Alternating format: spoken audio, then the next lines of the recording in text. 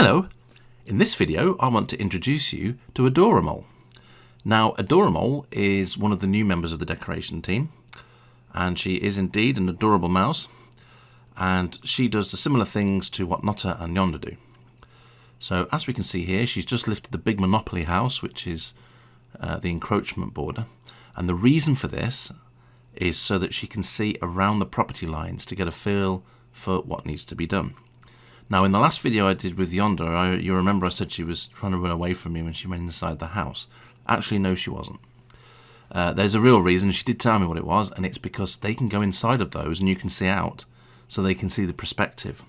Because one of the things about creating in 3D, of course, is that something may look great from a particular angle, whether it be from above, behind, or whatever. Not necessarily, though, from the perspective of the resident in the house. So what they do is they have to make sure that what you're going to see as a resident is exactly what they want you to see. And that's one of the reasons why they do it.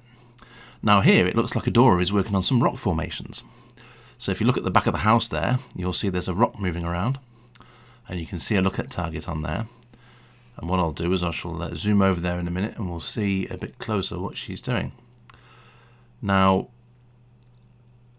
one of the things about rocks which I've learnt while I've been watching the moles is how they place them. Now, being that I'm not a builder really, or an artist in Second Life, I've come across these objects before and I have had a go at doing my own builds or whatever, but was totally clueless, to be honest. And it sounds really daft now I've been told, and it seems dead obvious now I've been told, but like I assume most people, you get an object like a big set of rocks and you buy this thing and it's this huge rock, right? And you just plonk it out and you stick it there and you think, it's a bit big. Seems very big, this rock, but Well, the first thing I learned is you never stick the rock out like that. You drag the rock and you send it down into the ground to get the level of rock that you want. And that was number one tip that I've been taught there.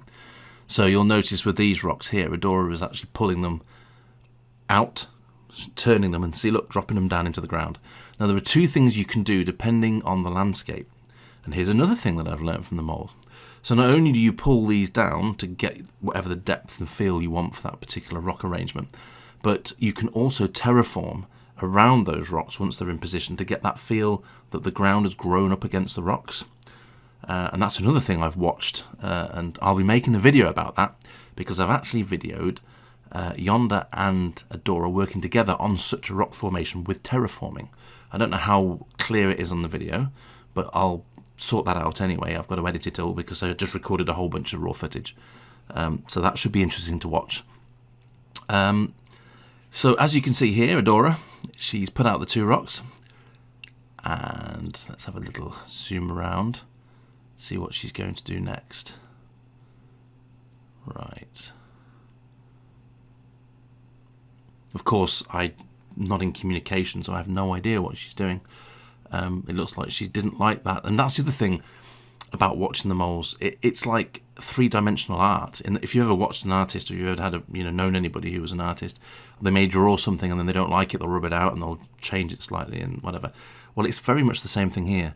You'll watch the moles put something out, they'll look at it and they'll think, do I like that? Does that feel right? They'll check it from all the different angles. If it doesn't feel right, you'll see them scrap it and do something else.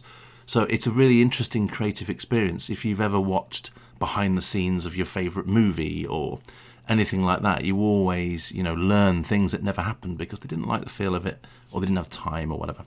So now she's putting some bushes out, as you can see, behind the little green barrier there. So she's gone for some rocks and some bushes in the middle. And again, they call this screening, which is basically to screen off the parcels so that you've got some separation between you and your neighbour.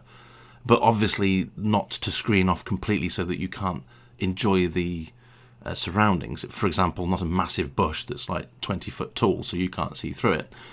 Tastefully private, but with the ability to see through is what I'm trying to say. As you can tell, I'm not very good with the correct terminology for such things, but I get it. I get the landscaping. I'm sure landscapers have got a word for it. I just don't know what that is.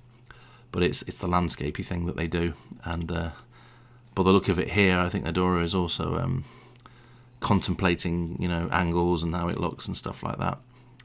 So you really, if you've never watched moles, get yourself over to Belliseria and watch them. Pop yourself anywhere on the sim, just cam in, then you're not in the way that way.